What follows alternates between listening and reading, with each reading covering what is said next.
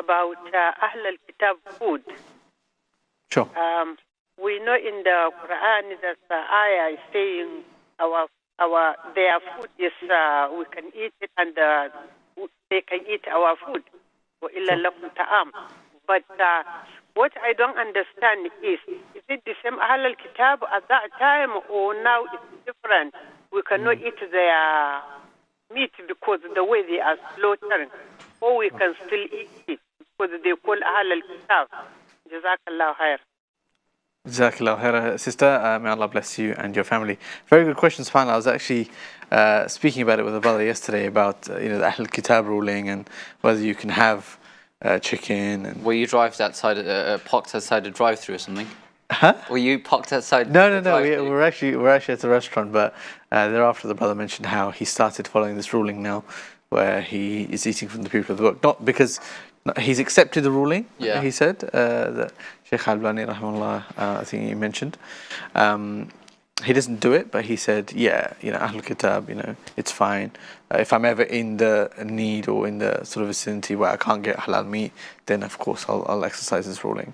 But that's what the sister kindly asked and raised, so we can discuss that. Alhamdulillah Rabbil Alameen. So the discussion regarding eating the food or the meat specifically that's slaughtered by the Ahl Al-Kitab, Christians and Jews, is something which in principle is agreed upon, because the origin of it is found in the Quran itself. It says, اليوم أحل لكم الطيبات وطعام الذين أوتوا الكتاب حل لكم إلى آخر الآية. That today for you the good things have been made permissible, and the food of the people of the book who were given the book before you, i.e. the people who were given the Torah, that's the Jewish community, or the Injil, the Christian community, is permissible for you, it's halal for you. So that's the principle. Now the question is, to whom does it apply? Well, it applies to the Christian and Jewish communities.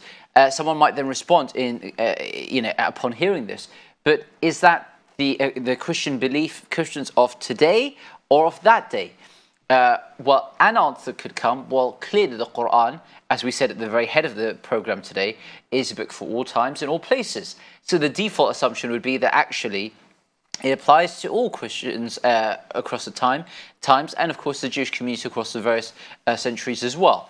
But then I hear you almost asking to yourself that what about the fact that there's this Trinity nowadays within the Christian beliefs, etc., or within certain sects and communities within the Christian, traditions?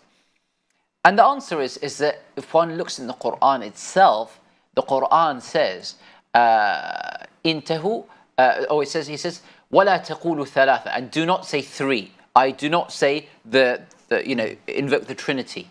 And at the end of Surah Al-Ma'idah, again, Allah subhanahu wa ta'ala talks about a conversation, if you can call it that, between, a conversation between Allah subhanahu wa ta'ala and Isa, Jesus, son of Mary. May Allah be pleased with them both. You find therein that, Allah asks Isa almost as if a witness being brought forth within the court before all the people, all of humanity. Did you and your mother say to the people, اتخذوني وأمي إلهين من دون الله, take me and my mother as gods besides Allah, as partners or competitors besides God in terms of worshipping Him, deifying myself and my mother? And Jesus responds saying, no, never. So this was something that was known, recognized from the time of the Prophet Muhammad ﷺ, when the Quran itself was revealed. So simultaneously, you have these ayat here talking about the, the theological abhorrence of the belief and attribution of attributes of deifying Jesus and Mary, or just Jesus even for that matter. At the same time, you have the ayah talking about how the book, food of the people of the book and the meat offered by them, the sacrifice by them, is actually halal. So it means actually it includes those Christians as well. Now the challenge right now would be, if you just walk down to a large multinational you know, fast food store who you don't know whether the meat is being kind of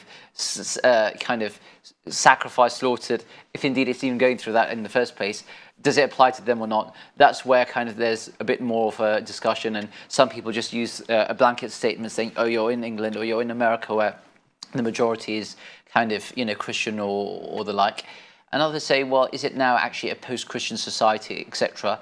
And others still would say, you know what, isn't it better to kind of stay clear when in issues of doubt such as this? And Allah knows best.